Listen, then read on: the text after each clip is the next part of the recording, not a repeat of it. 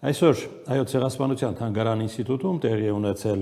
«Մարդ եմ սպանել, բայց մարտասպան չեմ» գրքի հայերեն թարգմանության շնորհանդեսը։ Հեղինակը մեր տաղավարում է։ Բիրգիթ Քոֆլեր, իրավապաշտպան, նախկին դիվանագետ, մեկ անգամ եւս ասեմ, «Մարդ եմ սպանել, բայց մարտասպան չեմ» գրքի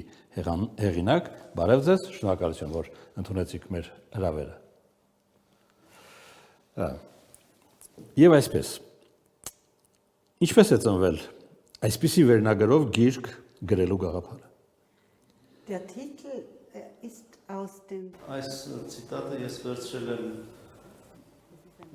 Թելերանի դեմ, այսինքն Թալյատից սպանությունից հետո Թելերանի նկատմամբ իրականացված դատական գործընթացից, պրոտոկոլներից եւ իմ կարծիքով չկա ավելի լավ նախադասություն, որը իր մեջ ամփոփի, քարջ նախադասության մեջ ամփոփի ամբողջ միտքը, ամբողջ process-ը։ Ինչ եք մտածում այսօր Նեմեսիսի մասին։ Շատ պերսպեկտիվներից կարելի է հարցին նայել, պատմական տեսանկյունից արդյոք Նեմեսիսի մարտիկները հասան նրան, ինչ նպատակ իրենց առջև դրել էին։ Und da muss man wahrscheinlich sagen, in Պետք է ասել, որ առնվազն massամբ նրանք հասան իրենց նպատակին, ամբողջ աշխարհը սկսեց նայել, այդ ուղղությամբ իրականացվեցին մեծ հետաքրքրություն առաջացրած դատական գործընթացներ եւ ի վերջո մարդկանց տեղ հասցվեց նաեւ թե ինչ է տեղի ունեցել մինչ այդ։ Բայց ինչ հնարավոր չեղավ հասնել, թե Նեմեսիս օպերացիան, թե դիվանագիտական ճանապարհներով, դա այն էր, որ մեծ տերությունները որևէ ձևի օգտակար չեղան Հայաստանի հայ ժողովրդին։ Können wir von Nemesis immer Կարող ենք այսօր մենք որևէ բան սովորել Նեմեսիսից, Նեմեսիսի գործընթացից, դա գլխավորն այն է, որ թե ինչ է տեղի ունենում, երբ մեծ հանցագործությունները, ցեղասպանությունները անպատժելի են մնում, թե ինչին են հանգեցնում այդ անպատժելիությունը։ Mechanismen dafür haben, internationale Mechanismen solche Verbrechen zu bestrafen։ Երևի գիտեք, որ Նեմեսիսը ձևավորվել է պետականություն չունեցող ժողովրդի կողմից։ Ja, selbstverständlich, das habe ich mich Ես այս թեմայով շատ եմ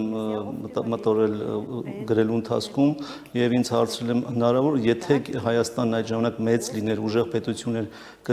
կհաջողեր արդյոք գլխավոր հանցագործներին բերել եւ սեփական դատարանների առջեւ կանգնեցնել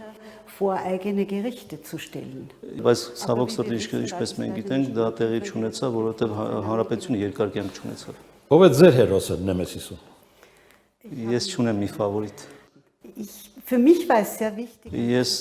իմ համար շատ կարևոր էր ներկայացնել բոլորին ովքեր ներկայացված են այս process-ում beteiligt waren darzustellen weil es gibt natürlich Բնականաբար կան մարդիկ որոնք շատ հայտնի են դարձել այդ ընթացքում հատկապես նրանք որոնք հետագայում տեղափոխվեցին Ամերիկա գրքեր գրեցին geschrieben haben und es gibt die viel weniger bekannt Բայց կային մարդիկ որոնք հետագայում շարունակեցին ապրել Հայաստանում կամ Սովետական Միությունում եւ նրանց մասին հանրությունը ոչինչ չիմացավ Իմ համար կարևոր էր բոլորին ներկայացնել einfach alle darzustellen Մինչև այս գիրքը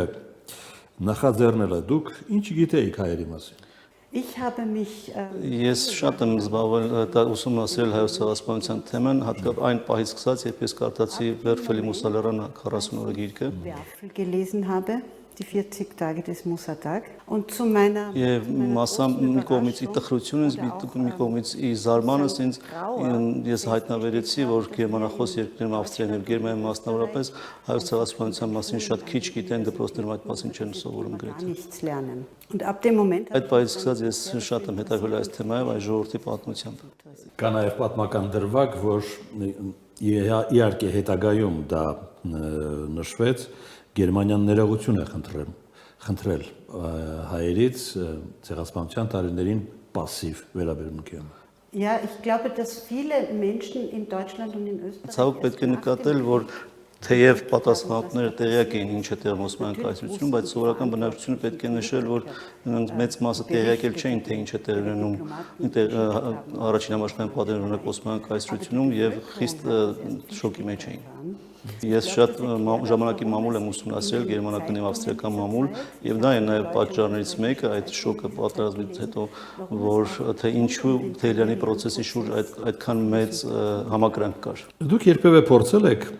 Հոլոկոստը համեմատել հայոց ցեղասպանության հետ։ Դա մի հարց է, որը ինձ հաճախ են տալիս այն համատեքստում, որ ես գալիս եմ երկրից, որը իրականացրած Ich երկիր է։ glaube, dass man sehr vorsichtig Ես կարծում եմ պետք է խիստ զգուշավոր լինել համեմատությունների մեջ, որտեղ յուրաքանչյուր ցեղասպանություն ունի իր առանձնահատկությունները։ Եվ երբեք չպետք է ընկնել այն թակարդը մեկը մյուսի դեմ դնելու առումով։ Իհարկե կան նաև ընդհանրություններ, համացություններ, օրինակի համար Գերմանիայում, Ավստրիայում հոլոկոստի ժխտումը, մերժումը շտրաֆի տակ է գտնվում, Und in Täter բայց հայոց ցեղասպանության իրականացնողները մինչև այսօր հերոսներ են իրենց երկրում։ bis heute Helden. Դե հարցը, որ արկախված է մնում արդեն 1 տարից ավելի, դա այն է, թե ինչու հոլոկոստը իրավական գնահատական ստացավ աշխարհում, իսկ հայոց ցեղասպանությունը ոչ։ Also warum es eine juristische Aufarbeitung Այստեղ կարևորը իհարկե այն, որ մեծ տերությունները մեծ ճնշում, այդ թվում նաև իրավաբանական ճնշում գործադրեցին, եւ որի արդյունքում էլ մենք ստացանք Նյուրնբերգյան գործընթացները։ haben für eine juristische Aufarbeitung. Հետո ստեղծվեցին ազգային դատարաններ Գերմանիայում եւ Ավստրիայում, թեև ոչ շատ մեծ ծավալներով։ Auch nicht in sehr Մենք չմոռանանք իհարկե, որ Օսմանյան կայսրում եւս պատերազմի ավարտից հետո մի փոքր ժամանակահատվածում եղավ իրավական գործընթաց իրենց դատավարությունների, բայց շատ կարճ ժամանակ անցած դա փոխվեց։ gab ja auch unter den Alliierten Եվ նաև մեծ տերությունների մոտ կար նպատակ ընդհանուր դատարան հիմնելու, բայց քանի որ Թուրքիան դրան դեմ գնաց, դա տեղի չունեցավ։ Vergessenheit geraten. Եվ դա մեզ ցույց է տալիս, որ միջազգային իրավունքը նաև թույլ կողմեր ունի, հատկապես այն կախվածություն, որ նա ունի հաճախ քաղաքականությունից։ Թուրքիայի ներկայիս վարքագիծը ինչպես է գնահատում։ Ich bin der Meinung, dass eine Nation, die in Ես կարծում եմ, որ ազգը ոչ թե առանձին անհատականություններ, այլ ամբողջ ազգը որպես ցեղասպանություն իրականացրած ազգ պետք է առնչվի իր պատմության հետ, որպես հենց իրականացնող։ sich mit ihrer Rolle als Täternation beschäftigen muss. Weil aus der Beschäftigung mit vielen Քանի որ հետագա ցեղասպանությունների նաև ժամանակի ցեղասպանությունների պատմությունը ցույց է տալիս, որ բոլոր այն դեպքերում, որտեղ ցեղասպանություն չեն պատժում, մերժվում են, ճնշում են նրանց զոհերը, դրանք հետագայում հանգեցնում են այլ ծանր հետևանքների։ Eskalation schafft. Բնականաբար խոսքը զոհերի վրեժի մասին է։ Արցախը այդպիսի օրինակ է։ Ich denke, es ist ein Beispiel auch dafür, dass westliche Länder Արցախի օրինակը լավ օրինակ է, թե ինչպես է քաղաքականությունը ազդում այստեղ։ Արցախի օրինակը ցույց տվեց, թե ինչպես կարող են մեծ պետությունները իրենց քաղաքական, տնտեսական շահերը հաշվի առնելով ավելի պակաս ակտիվ լինել եւ որևէ անգամ սանկցիաներ չկիրառել։ braucht es auch den politischen Willen und es gibt halt oft auch ökonomische und geopolitische Interessen, die dem leider entgegenstehen. Ես որպես նախկին դիվանագետ եմ այս հարցը ձեզ ուղղում։ Հայաստան պետությունը ինչպես պետք է վարվի այս խնդրի հետ։ Նկատի ունեք, որ ճնշված ժողովուրդների, թե ինչ նկատի։ Պետությունը իր արտաքին քաղաքական օրակարգում ինչպես պետք է վերաբերի այս խնդրին։ Es steht mir sicher nicht zu, der armenischen Administration oder Regierung. Ես չէի ուզենա Հայաստանի իշխանություններին խորհուրդ տալ, դրսից խորհուրդ տալ դերեկ ստանալ, բայց պետք է անպայման նկատել, որ այլևս երբեք կարգախոսը, որը ուղեկիցն է, բոլորին ուղեկցում է նաև Ավստրիայում եւ Գերմանիայում, նա կարող է ուղեկցել նաև այստեղ եւ մշտապես հիշեցնել այդ ամենը, այլևս երբեք։ Begleiter ist im Umgang. Սա կոչ չի բնականաբար միմյանց հետ չշփվելու, միմյանց հետ չհաշտվելու, սա ավելի շատ խորհուրդ է հետագայում ավելի արդյունավետ համագործակցության։